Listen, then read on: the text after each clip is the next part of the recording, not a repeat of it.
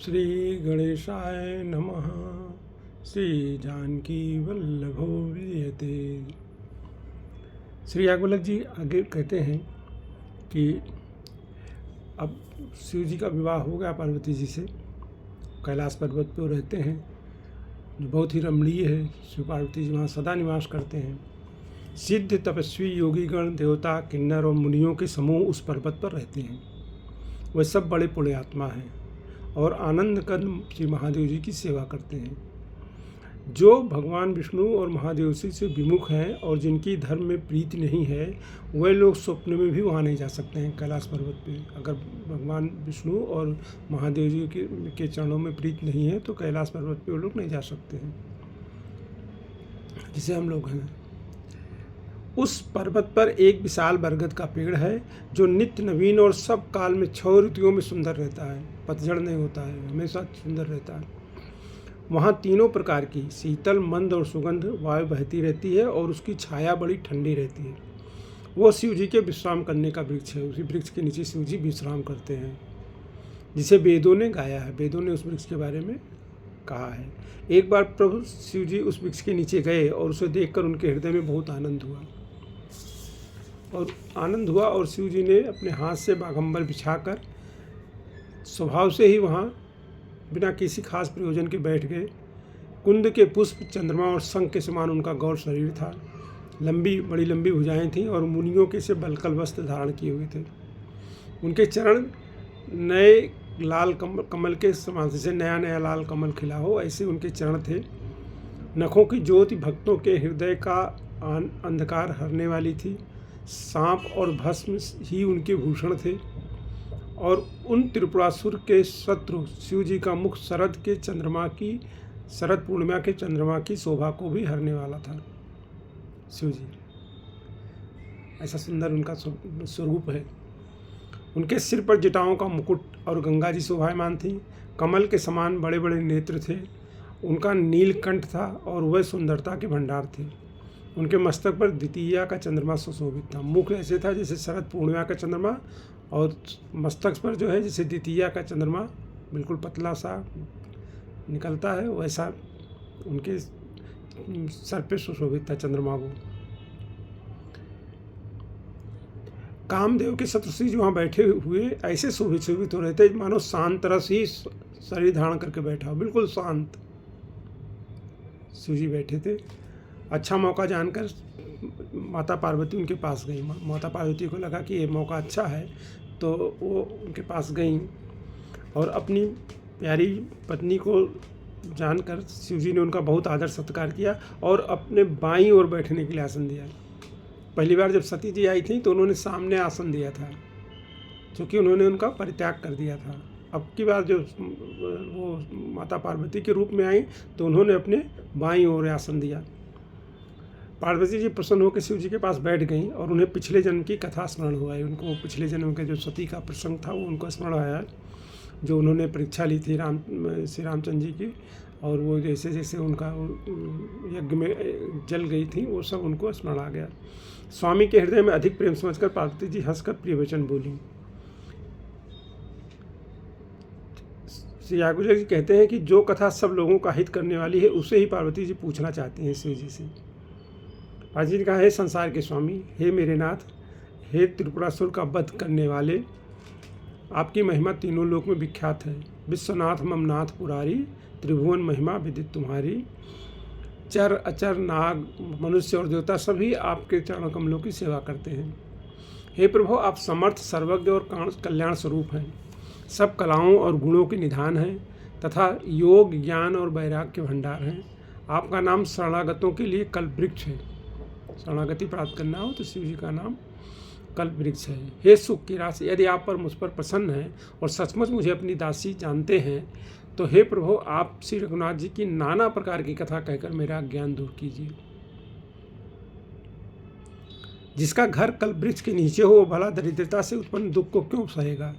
मतलब वो कह रहे हैं कि आप ज्ञान, वैराग्य और योग के जो है भंडार हैं और आप शरणागतों के कल्प वृक्ष हैं, और जब मेरा घर कल्प वृक्ष के नीचे है तो मैं क्यों मतलब ये दरिद्रता सह रही हूँ। हे नाथ, हृदय में ऐसा विचार कर मेरी बुद्धि के भारी भ्रम को दूर कीजिए। हे प्रभु, जो परमार्थ तत्व के ज्ञाता और वक्ता मुनि हैं वह श्री रामचंद्र जी को अनादि ब्रह्म कहते हैं। परमार्थ तत्व के जो जानने वाले हैं वो लोग श्री रामचंद्र जी को अनादि ब्रह्म करते हैं। वो ब्रह्म जो अनादि है, स्वयं प्रकाश है और अंतःकरण में स्फुरित होता है, निर्गुण है, वो अनादि ब्रह्म उनको लोग कहते हैं जो जानने वाले हैं। और शेष, सरस्वती और वेद और पुराण सभी रघुनाथ जी का गुण गाते हैं। और हे कामदेव के सूत्र, आप भी दिन रात आदरपूर्वक राम राम जपा करते हैं। ये राम वही अयोध्या के राजा के पुत्र हैं या अजन्मा, निर्गुण और अगोचर कोई और राम है? यदि वे राजपुत्र हैं तो ब्रह्म कैसे? स्त्री की विरह में उनकी मत बावली कैसे हो गई? इधर उनके ऐसे चरित्र देखकर और उधर उनकी महिमा सुनकर मेरी बुद्धि अत्यंत चकरा रही है। कह रहे उनके चरित्र में देख रही हूँ कि राजा के पुत्र हैं, स्त्री के विरह में बावले हो गए हैं, और उधर उनका जो उनकी महिमा जो सुनती हूँ कि अनादि हैं, निर्गुण हैं, स्वयं प्रकाश हैं, अंतःकरण में स्फुरित होते हैं, वो सब जो सुनती हूँ तो वो जो है दोनों में मुझे विरोधाभास दिखते हुए मुझे मेरी बुद्धि चकरा रही है। यदि इच्छा रहित व्यापक समर्थ ब्रह्म कोई और है तो हे नाथ, मुझे उससे समझा कर कहिए। अगर कोई ऐसा दूसरा है तो उसे मुझे समझा करिए। मुझे नादान समझकर मन में क्रोध न लाइए। तो कह रहे मन में क्रोध मत लाइए, नादान समझ लीजिए और जिस तरह मेरा मोह दूर हो वही कीजिए। मैंने वन में श्री रामचंद्र जी की प्रभुता देखी है। कह रहे हैं कि मतलब मैंने जो वन में तो श्री रामचंद्र जी की प्रभुता देखी थी, जहाँ मैंने देखा था कि बहुत सारे रामचंद्र जी का एक ही स्वरूप है और उनका विविध रूपों में जो है वेद, देवता, मुनि, किन्नर और सब गण सब उनकी सेवा कर रहे हैं। लेकिन सीताराम का स्वरूप एक ही है। सीता जी एक ही वैसी उसी स्वरूप में विभिन्न जगहों पे है, अनगिनत अमित जगहों पे, और लेकिन जो लोग सेवा करने वाले हैं उनके विविध रूप हैं। तो वो मैंने देखा था, उनका जो उनकी प्रभुता देखी थी, परंतु अत्यंत भयभीत होने के कारण मैंने वो बात आपको नहीं सुनाई। मैंने कह दिया था कि मैंने कोई परीक्षा नहीं ली, लेकिन वो बात मैंने आपको बताई नहीं, क्योंकि मैं बहुत भयभीत हो गई थी उनकी प्रभुता देख के। तो भी मेरे मलिन मन को बोध ना हुआ है। प्रभुता देखने के बाद भी मेरा मन जो है वो बोध नहीं हुआ कि ये वही रामचंद्र जी हैं जो ब्रह्म हैं, वही श्री रामचंद्र जी जो है वो राजा के पुत्र बने हुए हैं। ये बोध मेरे मन में नहीं हुआ और उसका फल भी मैंने अच्छी तरह पा लिया है।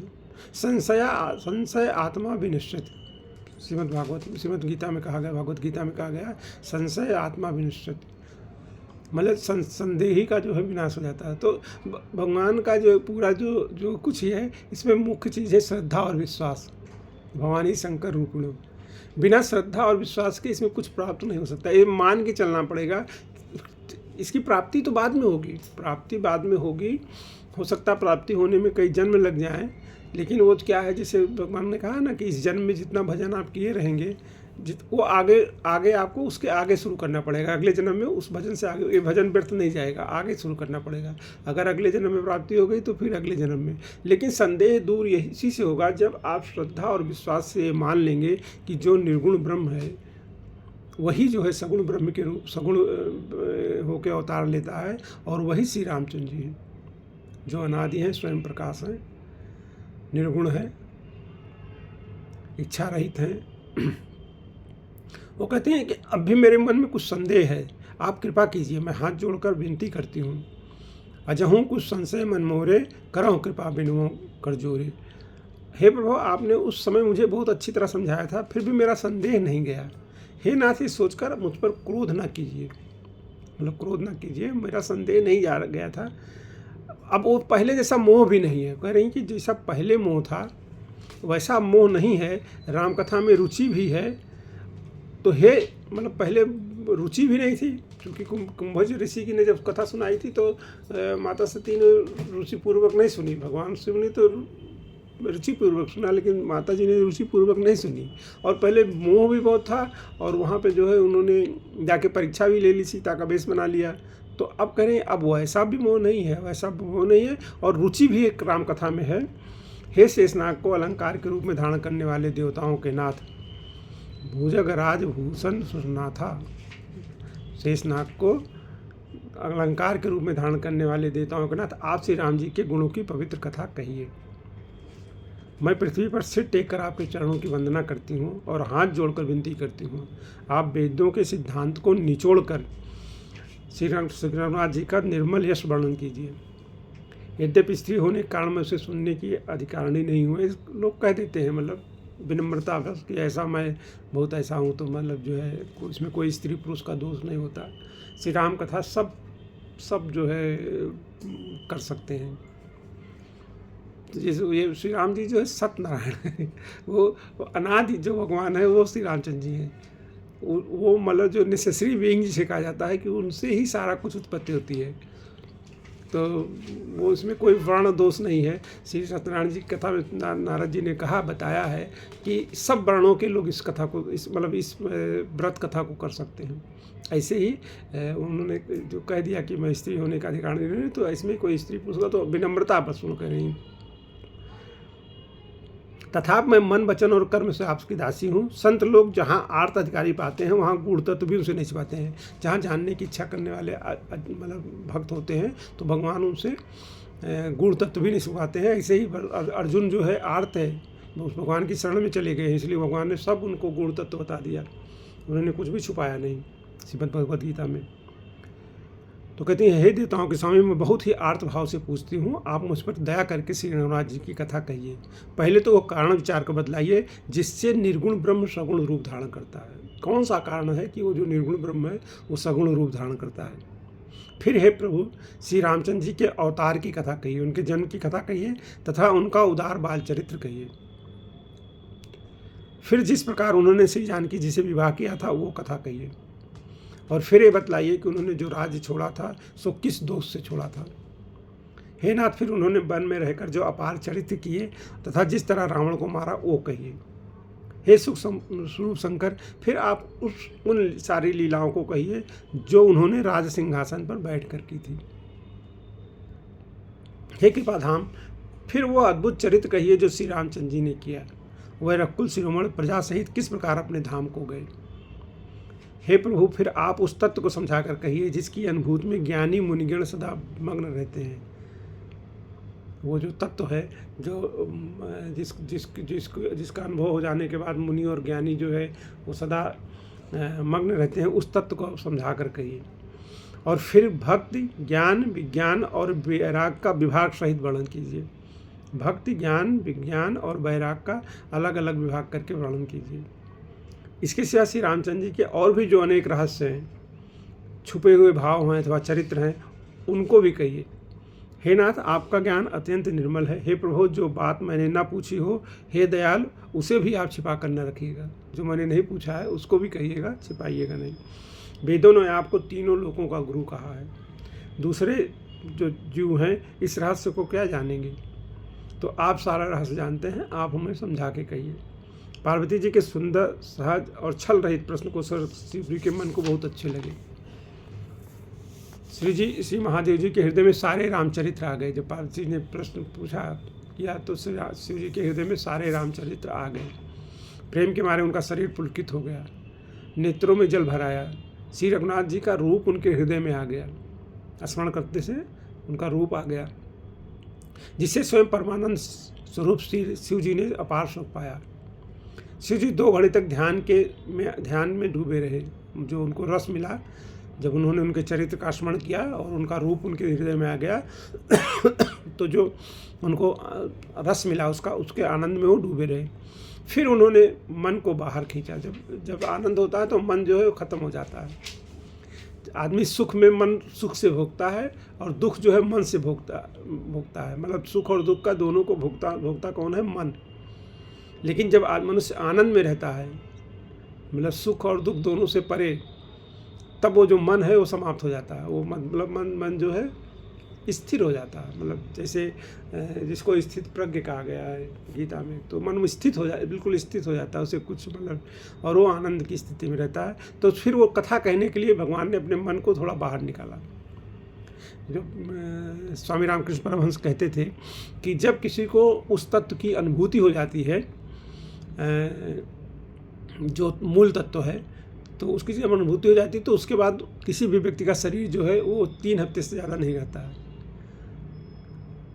लेकिन क्या होता है कि ये जो ज्ञानी लोग होते हैं, मुनि लोग होते हैं, अनुभूति करने के बाद लोक कल्याण के लिए वो अपने शरीर को रख लेते हैं और थोड़ा सा मन जो है संसार में लगा लेते हैं। जैसे उन्होंने लोक कल्याण के लिए अपना मतलब जो है शरीर रख लिया था स्वामी जी ने, स्वामी रामकृष्ण परमहंस जी ने, और जो है अपना मन थोड़ा सा खाने में लगा लिया था। ऐसा कुछ खाते नहीं थे वो, केवल 2 पूड़ी और जो है सूजी की खीर यही खाना था उनका।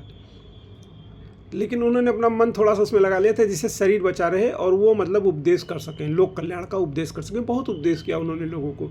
उन्हें गले का कैंसर हो गया तो उसके बावजूद भी कोई भी आता था तो कुछ भी पूछता था तो वो बोलते थे, और इतना बोलते थे, लोगों को इतना समझाते थे, और लोग उनके पास आते रहते थे अनवरत कि उनके कैंसर से जो है खून बहने लगता था, लेकिन वो कभी मतलब जो है रुकते नहीं थे।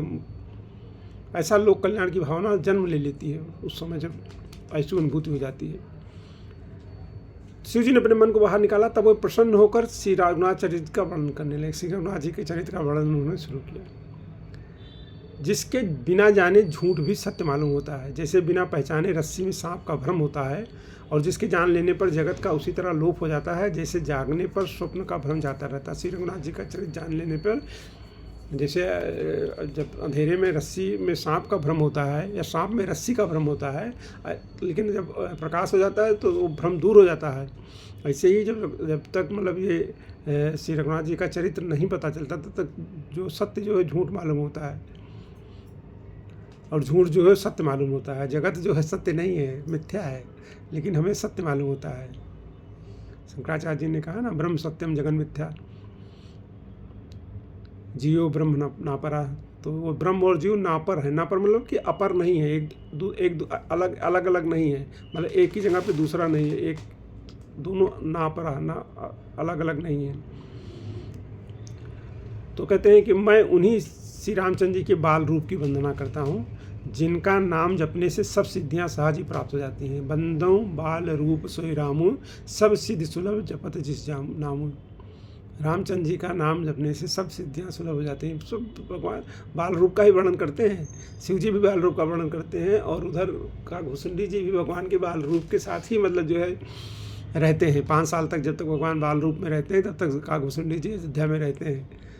जब भी भगवान का जन्म होता है, भगवान का जन्म तो अनेकों बार अनंत बार हो चुके हैं, तो अनंत बार जो है काघभूषुंडी जी जब भगवान बाल अवस्था में रहते हैं तो आके उनके साथ खेलते हैं।